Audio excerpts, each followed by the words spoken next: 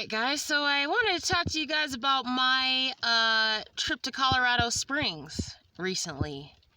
So, trying to get away from this fucking gang stalking, I ended up just, on a whim, going on a trip, getting away, trying to go, I don't know how I ended up in Colorado Springs, but I figured, you know what, I ended up there. And I'm glad I did, because I got a little evidence. Unfortunately, I didn't record it because I was exhausted. But, so, I'm gonna tell you guys a little story that happened here. So, the minute I show up to Colorado Springs, I don't know if you guys all know, Colorado Springs is a big Air Force base area, Air Force area, or whatever the heck like that. And, oh yeah, by the way, excuse if there's any loud rain and thunder during this video. I'm gonna try to speak as loud as I can, because, yeah, it's starting to pour down today, so, yeah, so anyway, so, the minute I arrive in Colorado Springs, I arrived at the laundromat. I was like getting GPS to another laundromat, but I saw another one, so I'm like, oh fuck, okay, I'm gonna go pull up over there and stop. The minute I get out of my car, here's this man, this black guy, and he's in all red, like really bright red baseball cap and t-shirt that matched perfectly, and I thought, wow, that's so weird. I don't know. Then he just started talking to me. He had these like kind of fucking bushy eyebrows and yellow eyes. So he sat there and started talking to me for a minute, and I was really stressed out. I didn't get sleep last night. I really should have started recording it. But, so he shakes my hand just randomly. I get out of my car. It's like, what the fuck? Like, this guy's just here waiting for me. It's like, okay, I already know this is gang stalking. So he shakes my hand and goes, hey, yeah, my name is Hennessy, and I'm an ex-Air Force vet. You know, that I used to be in the Air Force and this and that, and now I'm a private investigator.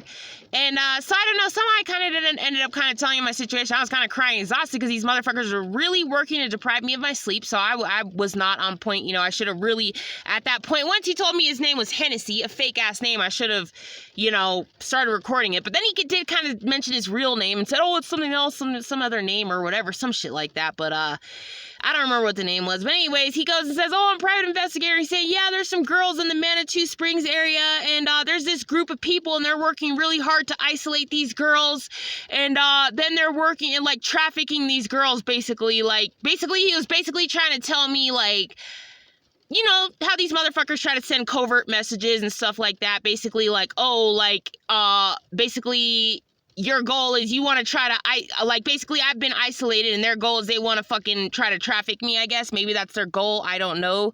But it seems like, yeah, they basically have this crime ring or whatever. But he goes, yeah, so I'm here so I can help you. I'm a private investigator, and I can try to help you, yeah, because I'm working, because these girls, yeah, they're in this trouble situation, and they're going through this. So basically, he kind of explained the gang stalking ring a little bit. So it's like, okay, so basically girls are getting trafficked in Colorado Springs, I guess, or some shit like that. And he's like, oh, yeah, well, here, give me your number, and I can help you. And I kind of told him, like, yeah, I'm being gang stalked and this and that. And he's like, oh, I can help you. I'm a private investigator and this and that. And he's like, oh, I just got to help this one woman. This Mexican woman was walking around, and that she peed on herself, and he had to help change her clothes or some shit like that. I don't know. It was just really random. Just some random, something like that. Random. And I was like, okay, like, this is so random. So I kind of just ended up feeling really uncomfortable. He was really weird and really pushy.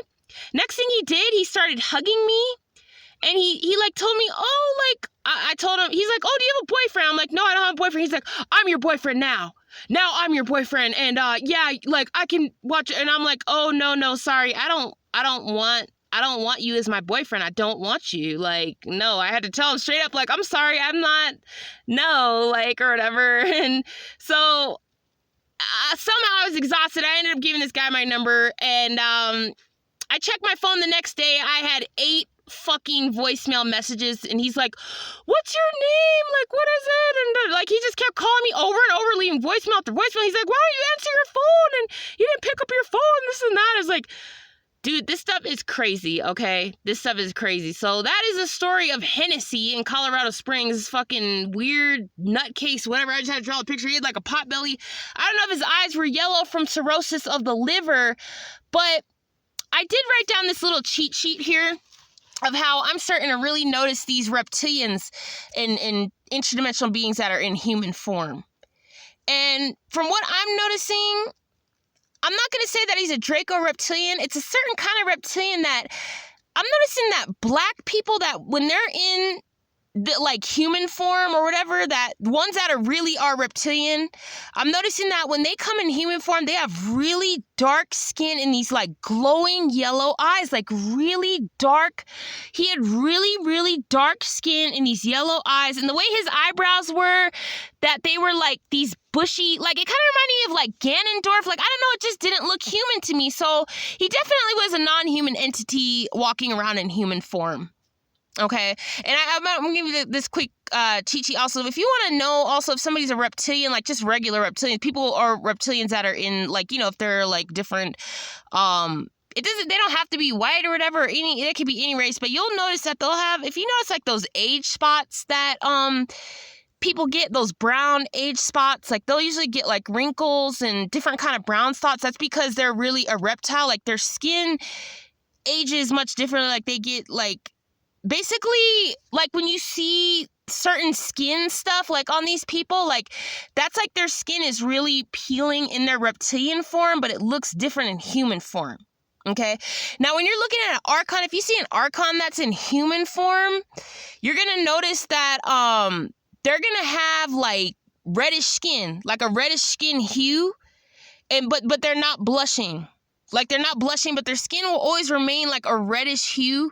There's a really big Archon nest up in Montana. That's a really big Archon nest area, and I already, you know, put it in that video. And yeah, there's some different areas where the Archons stay in America. Like, they have different nests and things like that. And yeah, they have a different hue. Usually if someone's a gray alien and they're coming down in human form, I usually notice that they'll usually have a very smooth, bald head, and they'll be short.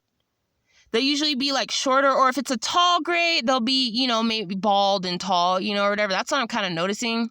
With the alien human hybrids that, with them, since they're an alien human hybrid, I always notice with them, I always notice that they have like a lazy eye. Like one eye always goes to the side with them. They always have like one eye going to the side.